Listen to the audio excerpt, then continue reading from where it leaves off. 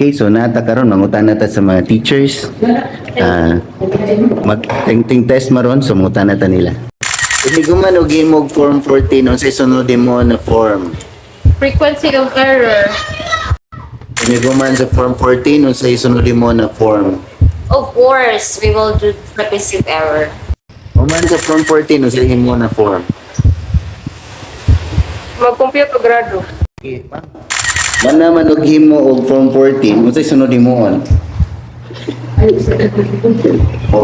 Abot.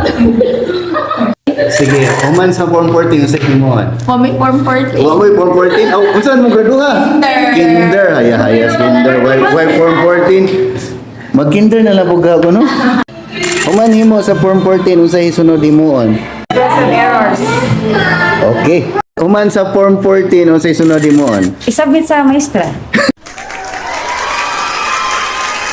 14 unsay sunod himoon? Frequency of errors. Human sa form 14 unsay sunod himoon? Kuan kanang unsa na kanang dili ka tong unsa to correct responses buto Human sa form 14 unsay sunod himoon?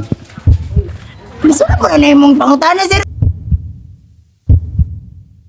oy kanang yo kaya ta mga forms grado sir Human og himo sa form 14 unsay sunod na form himoon? Frequency no? Frequency of errors.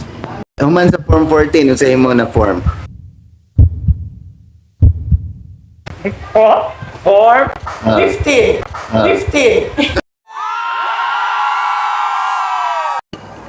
50. Bitaw, no? Unsa mag-isunod buhaton human sa form 14? Frequency of errors? Grado? Unsa pa? Comment din sa ubos kung unsa pa imong nahunahunaan.